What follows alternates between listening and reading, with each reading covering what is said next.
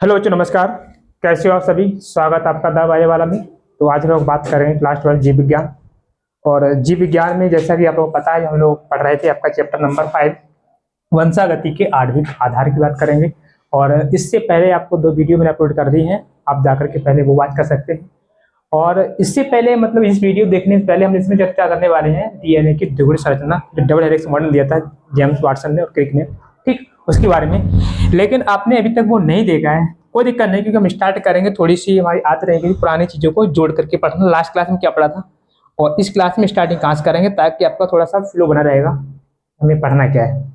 Video में आगे बढ़ने से पहले थोड़ी गुजारिश करें आप लोगों से, अभी तक आप लोगों ने दबाया वालों को सब्सक्राइब नहीं किया है तो थोड़ा समय लगेगा। आप जाइए, जो रेड कलर का बटन है आपका सब्सक्राइब लिखा हुआ, आराम से वहाँ पर प्रेस करेंगे और आप हमारे परिवार के सदस्य बन जाएंगे। Okay, thank you guys. Start करेंगे आपकी कहानी।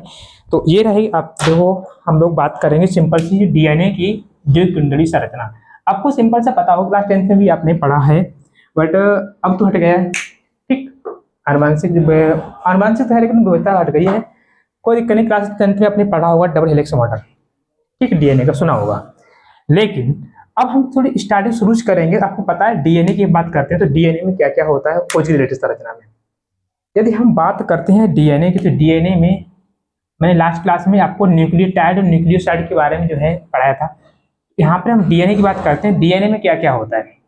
तो डीएनए की संरचना में आपको देखने को मिलता है डीऑक्सीराइबोस शर्करा, डी ऑक्सी राइबोस शर्करा, शर्करा मिलेगी डीऑक्सीराइबोस शर्करा। प्लस क्या मिलेगा आपके लिए? प्लस मिलता है आपको नाइट्रोजन क्षार, ठीक। प्लस क्या मिलता है आपके लिए? H3PO4, ये होता है फास्फोरिक अम्ल, ठीक है। क्या होता है? फास्फोरिक अम्ल, यहां लिख दूं फास्फोरिक अम्ल। ये जो फास्फोरिक एसिड होता है, इसी वजह से जो डीएनए है इसकी प्रकृति क्या हो जाती है? अम्लीय हो जाती है, ठीक है, अम्लीय हो जाती है। या हम बोलेंगे जो आपका न्यूक्लियोटाइड है, लास्ट क्लास में न्यूक्लियोटाइड पढ़ा था, अभी बनाएंगे, ठीक। तो वहां पर ये क्या हो जाएगा? इसी वजह से ये अम्लीय हो जाता है। ओके, अच्छा। अब हम बात करें थोड़ी सी इसकी संरचना को लेकर के और फिर इतिहास को लेकर के डीएनए को। जैसे डीएनए आनुवंशिक पदार्थ है, आज मुझे पता है, लेकिन स्टार्टिंग में प्रयास देखते हैं तो उसमें सबसे पहले कौन वैज्ञानिक थे, ठीक। तो बात करते हैं स्टार्टिंग में आपके कौन से वैज्ञानिक थे। नाम आपको याद होगा, फ्रेडरिक, मैंने फर्स्ट वीडियो में बात की थी, Friedrich Miescher. Friedrich Miescher Friedrich Miescher ने 1869 या 68, मैंने कहा थोड़ा सा यहाँ पर कन्फ्यूजन, कहीं वो कुछ बुक है 1869 लिखा हुआ है, कहीं पर 1868 लिखा हुआ है, ठीक। नाम है फ्रेडरिक मिशर। फ्रेडरिक मिशर क्या करते हैं? ये सबसे पहले वैज्ञानिक होते हैं जो डीएनए खोज करते हैं। उन्हें पता नहीं था डीएनए है, ठीक, लेकिन हाँ खोज करते हैं। और इसे क्या बोल देते हैं? इसे बोल देते हैं ये न्यूक्लियन, ठीक। बात हो चुकी पहले भी लेक्चर में इसी बात हुई थी न्यूक्लियन को लेकर के, ठीक। न्यूक्लियन नाम दे देते हैं। इसके बाद में दो वैज्ञानिक और आते हैं, जिनमें आपके एक हैं रोजनाल्ड रोजालिंड, एक आपके आते हैं रोजालिंड फ्रैंकलिन, ठीक। क्या नाम है इनका? रोजालिंड फ्रैंकलिन है, क्या हुआ, ठीक। नाम याद रखना है, रोजालिंड फ्रैंकलिन, फ्रैंकलिन, ठीक, रोजालिंड फ्रैंकलिन। और इसके बाद में आपके आते हैं अगले मॉरिस विल्किंस। क्या आते हैं? Morris Wilkins, Morris Wilkins, Morris Wilkins, ठीक। तो ये रोजलिंड फ्रैंकलिन और मॉरिस विल्किंस, ये पहले वैज्ञानिक होते हैं। ये क्या करते हैं? ये एक्स रे की सहायता से क्या करते हैं? एक्स रे सुनिए, एक्स रे किरणें होती हैं, एक्स रे वाली किरणें, ठीक। उसकी सहायता से क्या करते हैं? उसकी सहायता से ये जो न्यूक्लियोटाइड होते हैं, न्यूक्लियोटाइड, की संरचना का विश्लेषण करते हैं, की संरचना का विश्लेषण करते हैं, एनालिसिस करते हैं कि कौन कौन है। नाम याद हो जाएंगे, Rosalind Franklin, Morris Wilkinson. Morris Wilkins ये दो वैज्ञानिक हैं जो लोग क्या करते हैं, ये क्या करते हैं, एक्सरे की सहायता से क्या करते हैं, न्यूक्लियोटाइड की संरचना का विश्लेषण करते हैं, या हम बोल सकते हैं यहाँ पर डीएनए की संरचना। क्योंकि न्यूक्लियोटाइड देख लिया, इसका मतलब उन्होंने क्या देखा था, डीएनए क्रिस्टल देख लिया। क्रिस्टल मतलब वही न्यूक्लियोटाइड थे, उसका ये क्या करते हैं यहाँ पर एनालिसिस करते हैं। और ये क्या बताते हैं, ये कहते हैं डीएनए है। जब देखते हैं तो ये देखते हैं कि डीएनए में क्या होता है, डीएनए में दो रज्जु होती है। ठीक है, क्या बता रहे हैं, दो रज्जु होता है। मतलब डीएनए कैसे होता है, दो रज्जु की होता है। ठीक, दो इसमें स्ट्रैंड होते हैं। ठीक, सिंपल से मतलब ऐसे करके एक और दो, ऐसे करके ये दो स्ट्रैंड होते हैं। दूसरी बात ये क्या बताते हैं, दूसरी बात ये बताते हैं, ये स्ट्रैंड होते हैं, ठीक, ये क्या होते हैं, नाइट्रोजन क्षार के द्वारा, नाइट्रोजन जो क्षार होते हैं, ठीक, इनसे आपस में कैसे होते हैं, जुड़े होते हैं। जो दोनों रज्जु की होती है, ये नाइट्रोजन क्षार से क्या होती है, नाइट्रोजन क्षार के साथ आपस में जुड़ी होती हैं। और कैसे, जैसे आपने पुण्य भाई, फिर से नाम आज मैं लूंगा आपके, आज फिर से आप याद आ जाएंगे, कौन से थे आपके, चारगाफ, चारगाफ, ठीक, इरविन चारगाफ। इन्होंने क्या बताया था, वही सिंपल से एडेनोसिन थायमिन वगैरह के बारे में इन्होंने बताया था। ए जो है, ठीक, मतलब इन्होंने बोला था ए है वो टी से डबल बॉन्ड के द्वारा जुड़ा रहता है। लेकिन इन्होंने बॉन्ड नहीं बताया था, इन्होंने ये बताया था ये जो रहता है अपने एडेनोसिन थायमिन के सामने एक दूसरे के साथ जुड़े रहते हैं, बॉन्ड है, तो यहाँ पर कोई बॉन्डिंग हो रही है। ठीक है, सिंपल से एनालिसिस कर गए थे, यहाँ पर कुछ बॉन्डिंग हो रही है, बाद में पता चला ये हाइड्रोजन बॉन्ड है। ठीक, और जो सी है ये आपका जी से क्या है, ट्रिपल बॉन्ड के द्वारा जुड़ा होता है। ये कौन बताते हैं, इरविन चारगाफ बताए थे, इरविन चारगाफ की बात करते हैं। लेकिन ये चीज इन्होंने बताई थी, लेकिन विश्लेषण नहीं करते, ये चीज बता ही चुके थे पहले। ठीक, इरविन चारगाफ की चीज थी वो इन्होंने ही एक्सप्लेन की थी, आपके रोजालिंड फ्रैंकलिन और मॉरिस विल्किंसन ने। यही बात सेम इन्होंने भी रिपीट की थी कि यहाँ पर भी कहते हैं नाइट्रोजन क्षार होते हैं, उसकी सहायता से क्या होता है, दोनों स्ट्रैंड कैसे होते हैं, आपस में आपके जुड़े होते हैं। ठीक, तो घूमे हुए होते हैं। इसके बाद में कहानी आपकी आगे बढ़ती है और आपके दो वैज्ञानिक आते हैं, जेम्स वाटसन। ठीक, क्या नाम है रखने, जेम्स वाटसन, जो आपको पढ़ने हैं, ठीक है, जिनके बारे में पढ़ना है, जेम्स वाटसन। और आपके कौन से आते हैं, फ्रांसिस क्रिक, फ्रांसिस क्रिक। ठीक है, क्या है आपके, फ्रांसिस क्रिक है और James Watson, James Watson, Francis Crick. ये आपका मॉडर्न देते हैं 1953 में। 1953 में क्या करते हैं, ये मॉडर्न देते हैं, कौन सा मॉडर्न देते हैं, तो ये देते हैं डीएनए का द्विकुंडल मॉडल, डीएनए का द्विकुंडली मॉडल, द्विकुंडली संरचना, द्विकुंडली संरचना देते हैं। ठीक, कौन देते हैं आपके, जेम्स वाटसन, फ्रांसिस क्रिक, 1853 में, सॉरी 1953 में। इसके बाद में क्या होता है, जब ये काम नाकार देते हैं, फिर क्या करते हैं, 1962 में इनको क्या मिलता है, इनको नोबेल पुरस्कार मिलता है, पुरस्कार। ठीक है, नोबेल प्राइज दिया जाता है इनके लिए, कब, 1962 में। ठीक, 1962 में क्या नोबेल प्राइज मिलता है इन्हीं के लिए।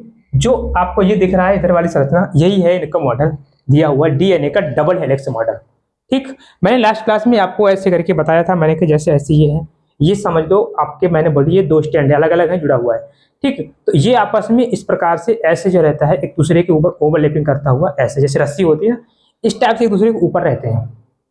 ठीक, ऐसी कुछ संरचना दिखाई देती है डीएनए की। तो ये चीज है, ये एक मॉडल बनाते हैं और दुनिया के सामने रखते हैं, वही मॉडल दुनिया मानती है। और आज भी आप लोग जितनी अभी 12th में पढ़ रहे हैं, इसके बाद जब भी आप कॉलेज में जाएंगे, ग्रेजुएशन में, पीजी में जाएंगे, तो हमेशा आप इनका मॉडल, हमेशा आप चाहे एमएससी करो चाहे बीएससी करो, फार्मेसी जाओ, तब भी आपको इनका मॉडल ही फॉलो करना पड़ेगा। ठीक है, और यही आपको पढ़ना पड़ता है, डीएनए का डबल हेलिक्स मॉडल। तो डीएनए का द्विकोणीय संरचना किसने दी थी आपके लिए, वाटसन और क्रिक। ऐसे करके शॉर्ट याद रखते हैं, जेम्स वाटसन पूरा नहीं बोलते, वाटसन का क्रिक ने दिया था। ठीक, ओके, अच्छा, ये मतलब पूरी मैंने हिस्ट्री बता दी आपकी इसमें है क्या क्या। अब बात करेंगे आगे इसकी थोड़ी सी रासायनिक संरचना को लेकर के, डीएनए में क्या क्या होता है। तो डीएनए में होता है क्या क्या, ये मैंने आपको ऊपर लिख रखा है। डीएनए में क्या क्या होता है उसके लिए आपको ये लाइन जो है ये सब कुछ बता रही है। डीऑक्सीराइबोस शर्करा होती है, ठीक, साथ में नाइट्रोजन क्षार होते हैं, और क्या होते हैं आपके फास्फोरिक अम्ल होता है। क्या होता है, फास्फोरिक अम्ल होता है, ठीक। चलिए अब पहले हम बता सकते हैं आपके, इसी में हटा दें, मैं यहाँ पर आपको बताऊंगा पहले इसकी रासायनिक संरचना। रासायनिक संरचना मतलब कौन सा रसायन है किस प्रकार से जुड़ा हुआ है। रासायनिक संरचना, केमिकल स्ट्रक्चर। लास्ट क्लास में मैंने आपको किस प्रकार से न्यूक्लियोटाइड आपस में जुड़ते हैं वो मैंने बात की थी, ठीक। न्यूक्लियोटाइड जो होते हैं वो किस प्रकार से क्षार जुड़ेंगे, फिर उनके नाम कैसे हो जाएंगे, ठीक, उसकी बात की थी।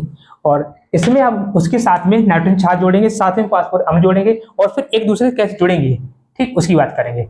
एक चीज मैंने आपको लिख के दी थी लास्ट में, यहाँ पर डीऑक्सीराइबोस शर्करा के तीसरे और पांचवें कार्बन से क्या जुड़ता है, फास्फोरस समूह जुड़ता है, PO4 जुड़ता है। मतलब ये जो है ना फास्फोरिक अम्ल है, ये सब निकल के फास्फोरस समूह में आ जाएगा, ये समूह जुड़ जाएगा आपका, फास्फेट समूह जुड़ता है। मतलब बोले तो सिंपल था, यहाँ पर P से इंडिकेट करूंगा, ठीक है, P से इंडिकेट करूंगा इसके लिए, और एड्रेनलिन थायमिन ग्वानिन ये मैं सब लिखूंगा, ठीक। बनाइए, मैं स्टार्ट करता हूं यहां से बेटा। आपका देखो ये है, ये रहा आपका एक डीऑक्सीराइबोस शर्करा। जैसा कि आपको पता है डीऑक्सीराइबोस शर्करा होती है, इसके दूसरे नंबर कार्बन पर ओनली H होता है, वो एक जो होता है हाइड्रोजन यहाँ से गायब होता है, ठीक। ऐसे ही मैं यहाँ पर दूसरा बनाता हूं, तो ये आपको रहा, दिख रहा होगा दूसरा। इसके बाद में तीसरा आपका ये रहा, ठीक। ज्यादा नहीं, चार ही बनाऊंगा, ठीक है, ज्यादा लंबी श्रृंखला हो जाएगी, फिर नीचे तक जगह नहीं बचेगी। तो चार से ही आप समझ जाओगे, मेन चीज चार में जोड़ने हैं, ठीक, चार जगह आपको जोड़ देंगे। यदि हम बात करते हैं यहाँ पर सबकी बात में, यहाँ सुनिए, ये 2 नंबर कार्बन है, यहाँ 2 नंबर पर आप HH लगा देंगे। बाकी आप लोगों को पता है क्या, यहाँ पर भी OH, यहाँ पर भी OH, हर जगह OH है। और ये जो कार्बन नंबर 4 होता है, यहीं पर आपका 5वां कार्बन होता है, ठीक। कहानी ध्यान सुनना है, जो आप लिखते देखते हो 5 3 ये क्या होता है, सब कुछ क्लियर हो जाएगा बेटा। देखो यहाँ पर 1 2 3 4 और यहीं पर 5 कार्बन होता है, तो यहाँ पर ये जो साइड होती है यहाँ पर कुछ भी जुड़ा हुआ नहीं है, ये फ्री है इधर से, ठीक है। ये सिरा है 5 to 3 ठीक, इधर मैंने कुछ नहीं जोड़ा है।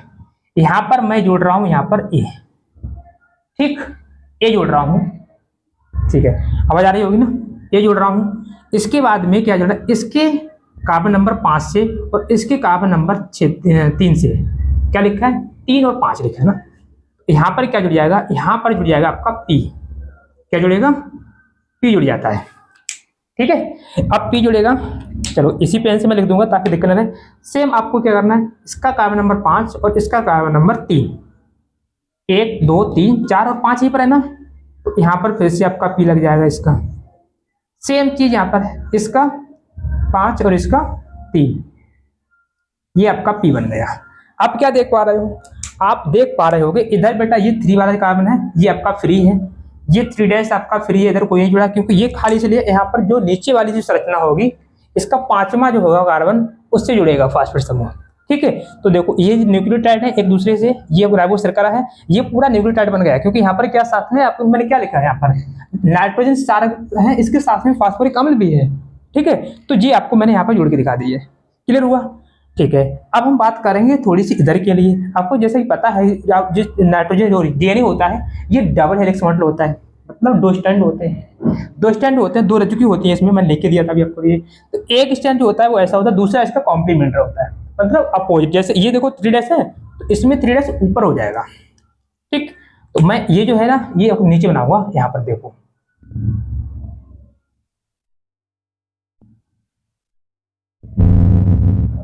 ठीक, ऐसे करके बना सकता हूं। आप लोग भी ट्राई करिए और मेरे से अच्छा ही बना पाएंगे आप तो फिलहाल में, ठीक। ज्यादा छोटे बन जाएंगे तो फिर मजा भी नहीं आएगा ना, जितने बड़े हैं इतने बड़े बना सकता हूं। ये ऐसे जोड़ देंगे, ये यहां से जोड़ देंगे, अगेन इसको मैं यहाँ जोड़ देंगे एंड ये आपका ये रह जाएगा। ठीक, जुड़ गए आपके। अब सुनिए, ये संरचना इधर जो बनेगी आपकी क्या रहेगी, ये कार्बन नंबर 1 2 3, ठीक, यानी ये आपका कार्बन नंबर 1 है और इधर आपका कौन सा कार्बन नंबर 3 है और ये आपका कौन सा कार्बन नंबर 4 5, ठीक, यानी ये आपका कौन सा 4 5 5 है, तो 5 और ये 3 इसका, तो यहाँ पर भी आपका इसका 3 इसका 5 क्या बनाने का, ये P जुड़ जाएगा। ठीक, सॉरी मैं आपको जाऊंगा बेटा, यहाँ से नीचे 3 आएगा, ये वाला काम यहाँ से। ठीक, अब इसका आपका ये 3 और इसका 5 ये बना लेगा एंड इसका 5 और इसका 3 ये आपका क्या बना लेगा, फिर से इधर के आपको फास्फोर समूह से जुड़ गया। ठीक, अब देखिए इंटरेस्टिंग कहानी क्या है, इंटरेस्टिंग थोड़ी सी कहानी यहाँ पर लगेगी आपके लिए देखने लायक। 1 2 3 4 और ये आपका कौन सा 5, इधर आपका कौन सा है, ऊपर आपका 3 वाला, नीचे कौन सा हो जाएगा 5 डैश। ठीक, ये 5 नंबर कार्बन है, 1 2 3 4 5, इधर आपका 5 वाला खाली है और इधर आपका कौन सा खाली है, 3 वाला खाली है। इधर बात करेंगे तो इधर 5 वाला, इधर 3 वाला नीचे। ठीक है, तो 5 डैश टू 3 डैश, ये 3 डैश टू 5 डैश है। ठीक, क्लियर। अब आइए भाई साहब फिर से वही बात, अब आपको क्या करना है, ये जो छाल लगे होते हैं हमेशा ध्यान रखना है, ए से यानी एडेनोसिन से जो है वो हमेशा थायमिन है डबल हाइड्रोजन बॉन्ड के द्वारा जुड़ा होता है, ये मैं लास्ट क्लास में बता चुका हूं। तो आपको क्या करना है, यहाँ पर क्या जोड़ देना है, टी, और टी एक के साथ में कैसे जुड़ा होगा, डबल बॉन्ड के द्वारा, कार्बन नंबर 1 जुड़ेगा। अब यहाँ पर मैं जोड़ रहा हूँ सी को, सी ले रहा हूँ, तो इधर अल्टीमेट आपको लेना पड़ेगा, जी लेना पड़ेगा। ठीक, और यहाँ पर बॉन्ड कितने लगेंगे, 3 लगेंगे। सेम मैं यहाँ पर ए ले रहा हूँ, तो इधर टी लेना पड़ेगा और बॉन्ड कितने लगाने पड़ेंगे भाई, बॉन्ड लगाने पड़ेंगे डबल, क्योंकि 2 बॉन्ड होंगे। और यहाँ पर ही मैं ले रहा हूँ, मान लो जी ले ली, तो इधर सी लेना पड़ेगा। ठीक, और बॉन्ड कितने लग जाएंगे, 3 लग जाएंगे। तो ये स्ट्रक्चर एक केमिकल स्ट्रक्चर, एक रासायनिक संरचना बन जाती है डीएनए की। जब हम स्टैंड को मान लो ये स्टैंड में अलग अलग कर दिए, तो एक ये है और एक ये है।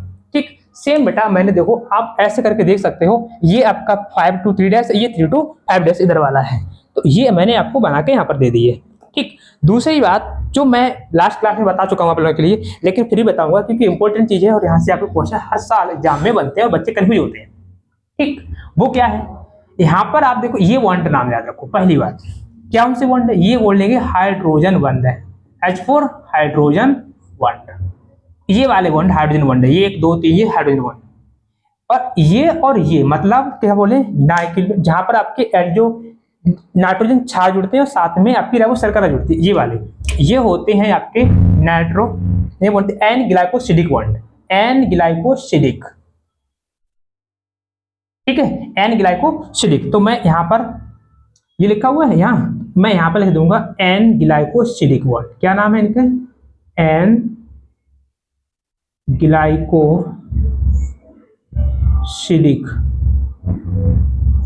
बॉन्ड। ठीक है, ये आपका एन ग्लाइकोसिडिक बॉन्ड है। एंड अब हम बात करेंगे यहाँ पर आपके 2 चीज और कहाँ पर, ये हाइड्रोजन हो गए, ग्लाइकोसिडिक हो गए।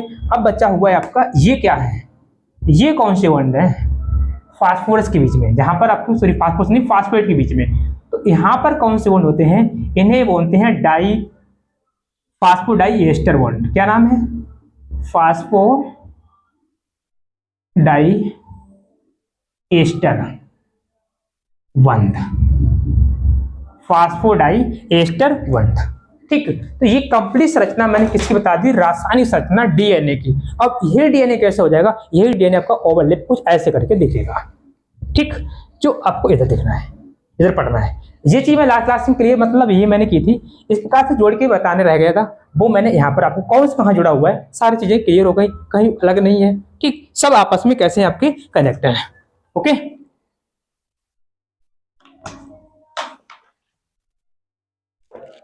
तो ये आपका कॉन्सेप्ट क्लियर होता है। अब मैं इसे करूंगा रेज। अब मेरा मेन जो टॉपिक था वो था डीएनए का डबल हेलिक्स मॉडल पढ़ने वाला। ठीक, जो आपने थंबनेल देखा होगा, लेकिन जब तक ये नहीं पढ़ोगे तब तक वहां कैसे पहुंच सकते हो। ठीक है, इस चीज को मैं रटाता हूं और इसी को क्या कर देना, अब घुमाना है।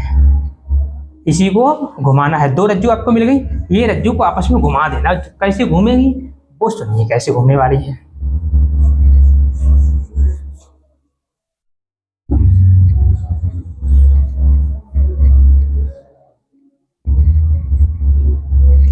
तो डबल हेलिक्स की बात करते हैं तो आपको क्या क्या इसमें लर्न रखना है। यहाँ आपको देखो ध्यान रखना है। देखो ये आपका दे रखा है, इसमें आप क्या देख सकते हैं, इसमें पहले थोड़ा सा इसमें जो कमी है वो देख लेंगे। जैसा कि मैंने अभी बताया था आपको, ए के सामने टी जोड़ना है और सी के सामने जी जोड़ना है। ठीक है, ए के सामने टी और सी के सामने जी, ठीक है, वही जोड़ना है। चलिए अब ऐसा करिए, मैं मान रहा हूं यहाँ पर ए है, इधर क्या होगा टी होगा, इधर मैंने मान लो जी लिया है तो इधर क्या हो जाएगा आपका सी होगा। ठीक है, क्या होगा सी होगा। ऐसे ही अब मैंने यहाँ पर क्या ए ले रहा हूँ तो इधर क्या हो जाएगा आपका टी हो जाएगा। इधर मान लो मैंने क्या लिया है यहाँ पर टी, तो इधर ए हो जाएगा। सेम वही बात, इधर जी है, इधर सी तो इधर जी, इधर ए, इधर टी, फिर से ए तो फिर से टी हो जाएगा। यहाँ टी करेंगे तो इधर ए हो जाएगा। ठीक, वो मतलब आप चेंज कर सकते हो अपने अकॉर्डिंग, कोई दिक्कत नहीं उसकी। बस ये याद रखना किसके सामने क्या है। ठीक, ये मैं ऐसे ही रख रहा हूँ, रैंडमली रख रहा हूँ। ठीक, इसके बाद मैं क्या रहा हूँ, मैं यहाँ पर जी रखता हूँ तो इधर क्या बन जाएगा आपके जी, इधर मतलब ये सी इधर जी, फिर मैं सी रखूंगा तो इधर जी हो जाएगा। अगेन मैं यहाँ पर ए रख रहा हूँ तो ये टी हो जाएगा। ठीक, और इसके बाद मैं यहाँ पर टी लिख रहा हूँ तो यहाँ ए हो जाएगा। ठीक, ओके, ये चीज समझ पा रहे हो मेरी बात को, सही है। चलिए अब नीचे भी करना है, कोई दिक्कत नहीं। ए टी इधर रखूँ तो मैं क्या कर सकता हूँ, यहाँ पर सी, इधर जी, इधर जी, इधर सी। ठीक, अब सुनिए मेरी बात, मैंने आपको बोला था यहाँ से बॉन्ड कौन से लगाने, एडेनिन एडेनिन और थायमिन के बीच में आपको 2 बॉन्ड लगाने हैं ऐसे, और इसके बीच में कितने लगाने 3, 2 ऐसे करके बॉन्ड लगा दो, 3 लग जाएंगे। इसके बीच में और 2 रखने हैं, एंड इसके बीच में 2 रखने हैं, इसके बीच में 2 रखने हैं। अब इसके बीच में आपको 3 रखने हैं, यहाँ पर भी 3 शो करने हैं, यहाँ पर 2, यहाँ पर 2, यहाँ पर भी 2, यहाँ पर भी 2, ये 3 हो जाएंगे आपके। और यहाँ पर भी आपके लास्ट में जीसी है तो ये 3 हो जाएंगे। ठीक, तो यहाँ पर ऐसे हमें क्या मिल जाता है, इस प्रकार से हमें एक जैसी सीढ़ी मिलती है बेटा, ऐसी वाली, ये ऐसी ऐसी संरचना मिल जाती है ये वाली। मतलब ये घुमाए ना ऐसे देख जाए तो कैसे, जिस प्रकार से आप सीढ़ी देखते हो ना, सीढ़ी तो ऐसे करके जिसमें ऐसे डंडे लगे होते हैं इस टाइप के, तो ऐसी संरचना आपको दिखाई देती है जिसमें 2 स्टैंड होते हैं। एक स्टैंड आपका कौन सा होता है 5 to 3 होता है, और एक आपका होता है कौन सा 3 to 5 होता है। ठीक, तो मैं क्या यहाँ पर रखूंगा, मैं 5, एक 5 लेना तो इसे हो जाएगा आपका 3 और मैं इधर लिखता हूँ 3 तो ये हो जाएगा आपको 5। ठीक, क्लियर है यहाँ तो कोई दिक्कत किसी को नहीं होनी चाहिए। तो ये मैंने बताया किसका आपके किसके जुड़ा होता है ये चीज, उसको मैनेज करूँ। अब यहाँ से आपको क्या करना है, यहाँ से जो पॉइंट बनते हैं उनका ध्यान रखना है। क्या कौन कौन से पॉइंट बनते हैं, यहाँ की एक कुंडली में कितने 4 होते हैं, कितनी लंबाई होती है, ये सारी चीजें। तो डीएनए की एक कुंडली में क्या होता है आपका, डीएनए की एक कुंडली में पहले तो आपको वो पॉइंट क्या करना देखने, वो मैंने बात बता चुका हूँ। हमेशा ए है, ठीक, ए डबल बॉन्ड थायमिन जुड़ता है, सी ट्रिपल बॉन्ड से ग्वानिन जुड़ता है, ग्वानिन यहाँ पर मैं जी लिखूंगा जिस जुड़ता है, सॉरी सी से जुड़ता है, एडेनिन ग्वानिन ये आपकी प्यूरिन होती है, पिरिमिडीन होते हैं, तो ये किससे जुड़ेंगे आपके ट्रिपल बॉन्ड से, जुड़ता है डबल बॉन्ड से। ठीक, ये आपको ध्यान रखना है। साथ में क्या रखना है बेटा, साथ में इसके नंबर रखने हैं। नंबर कैसे, नंबर मतलब ऐसे हैं जैसे मान लो जितने आपके यूरिन होंगे, सॉरी जितने आपके एडेनिन होंगे उतने ही क्या होंगे आपके थायमिन होंगे, जितने ही आपके ग्वानिन होंगे उतने ही आपके क्या होंगे साइटोसिन होंगे। ठीक, दूसरी बात क्या है, जो आपके प्यूरिन और पिरिमिडीन ये भी आपस में कैसे होते हैं, बराबर होते हैं। पिरिमिडीन ये भी कैसे होते हैं, बराबर होते हैं। प्यूरिन और पिरिमिडीन कैसे होते हैं, बराबर होते हैं। ठीक, चलो अच्छा, अब आपको क्या लिखना है, एक कुंडलन,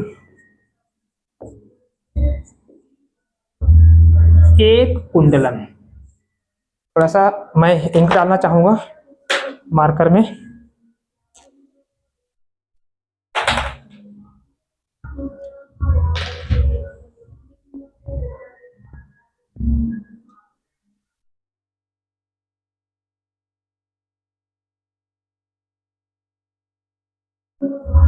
चलिए ओके। एक कुंडल में क्या क्या होता है, एक कुंडल में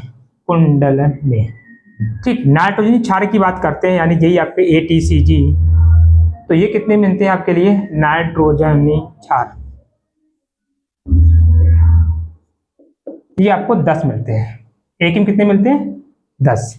ठीक, और एक नाइट्रोजन क्षार के बीच की जो लंबाई होती है, ठीक, जैसे 1 से 2 मतलब 2 नाइट्रोजनी जो क्षार है इनके बीच की दूरी होती है, दूरी ये होती है 3.4 एंगस्ट्रॉम। ठीक है, कितनी होती है, एंगस्ट्रॉम होती है। देखो एक क्वेश्चन बात करते हैं तो आपका यहां से खत्म होगा ये वाला, और जहां से ये खत्म होगा ये इतना, ये कुंडल जो है कितने क्षार होते हैं, तो बात करेंगे कितने आपके 10, और एक दूरी कितनी हो गई 10, मतलब 3.4। तो यहाँ पर 10 और 3.4 की वजह गुणा करा लोगे तो एक पूरे जो कुंडल होता है, एक कुंडली की लंबाई कितनी मिल जाएगी, 34 एंगस्ट्रॉम। पक्का है ना, गुणा करा के देख लो, 3.4 इंटू 10 करोगे एक कुंडली लंबाई कितनी मिलेगी, कुंडली की लंबाई कितनी होगी, एक कुंडली की लंबाई होगी आपकी 34 एंगस्ट्रॉम। ठीक, ये एक कुंडली की लंबाई है, कुंडलन, एक कुंडल। ठीक, चलिए एक कुंडल की लंबाई कितनी हो जाएगी, 34 एंगस्ट्रॉम हो जाते हैं। साथ में अब बात करते हैं, थोड़ा इधर आ जाइए, जो यहाँ से यहाँ तक, जैसे ये ना, ये पूरा यहाँ से मतलब ये जो डिस्टेंस यहाँ से और ये जो डिस्टेंस होती है, ये क्या बोला, इसका व्यास बोला जाएगा। ये जो व्यास होता है ये 20 एंगस्ट्रॉम का होता है। ठीक है, शायद ऊपर तो देख नहीं रहा होगा, तो मैं यहाँ पर लिख रहा हूँ, ये जो है ये इतना, ये वाला ये कितना है, 20 एंगस्ट्रॉम का है।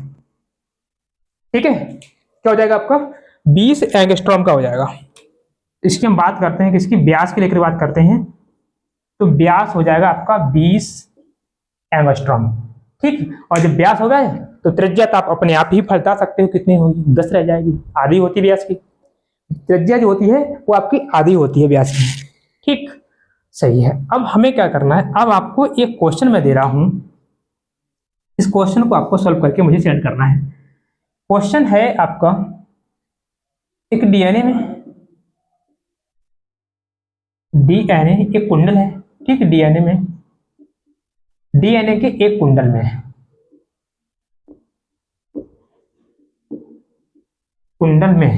ठीक, डीएनए कुंडल में क्या है आपका, 20 एडेनिन है,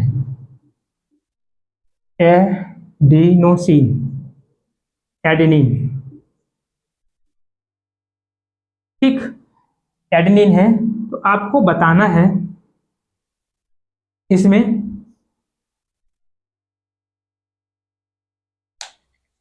ऐसे ना, थोड़ा सा ऐसे कर दूं,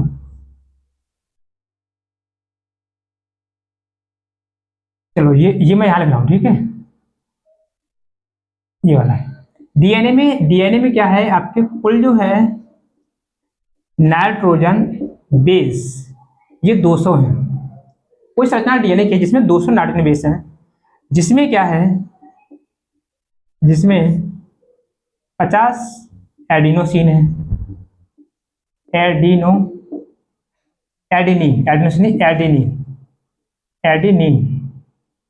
ठीक, एडेनिन है, 50 एडेनिन है, तो आपको thymine, adenine, thymine, guanine and cytosine